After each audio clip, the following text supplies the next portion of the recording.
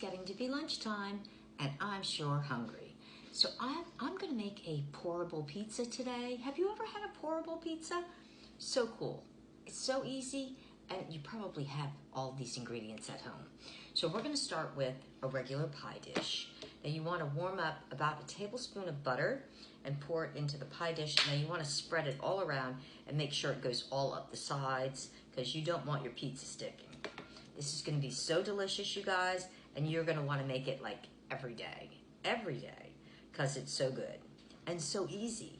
Even the kids could make this for you. That's right, train your kids how to make this for you. That would be good. There we go. Now we're gonna set this to the side while we get on to the batter. Now on to the pourable batter. So simple, so easy. We're gonna start with about 1/3 of a cup of milk. I recommend whole milk, but you use whatever you got. And we're gonna add to that 1 egg.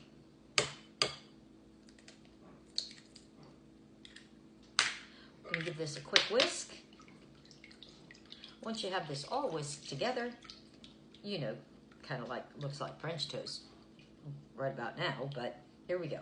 Now we're gonna add in a 1/2 teaspoon of kosher salt, 1/2 teaspoon of Italian spices or seasonings. Give that a quick whisk. And now we're going to add to this 1/2 cup of regular flour. There you go. And whisk this all together.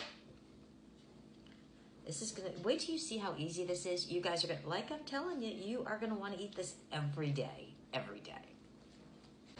Once the batter's all whisked together, bring that pie dish back on over, and we're gonna go ahead and pour our batter right into the pie dish. Make sure you get it all.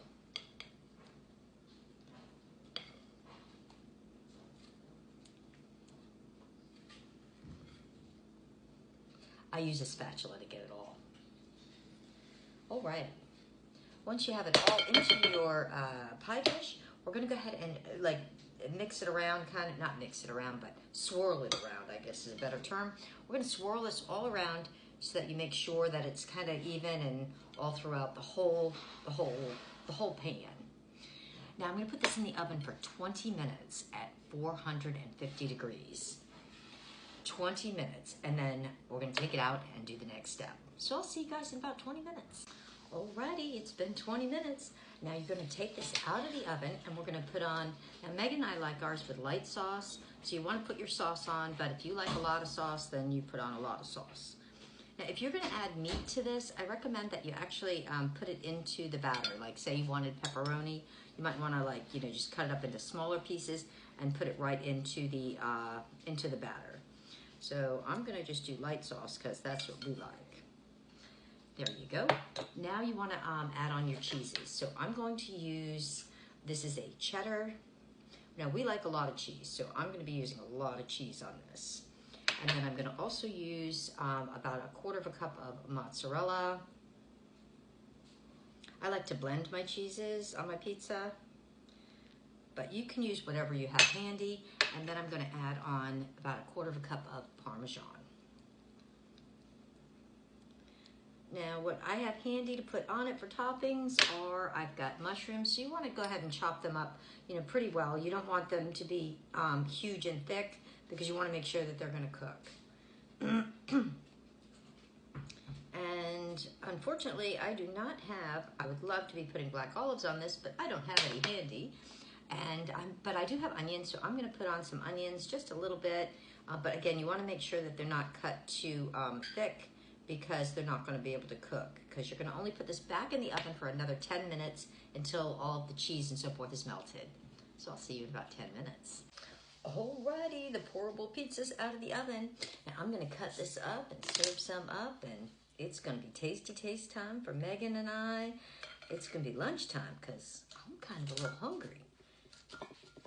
So hopefully this is good, because if this comes out amazing, you know, I think we're gonna have to like make this like more often. I'm just saying, because I mean, these are ingredients I always have in my house.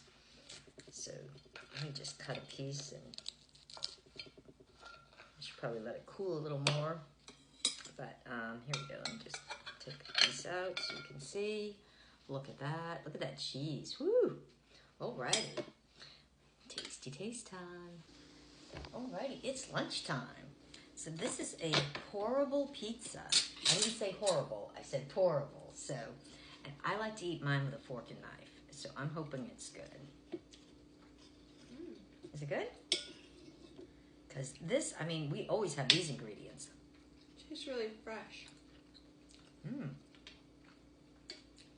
We didn't have any pepperoni. That would have been good, or black olives. But then it would have been perfect. It was really good. So easy to make. It's like actually really good. It does taste really fresh.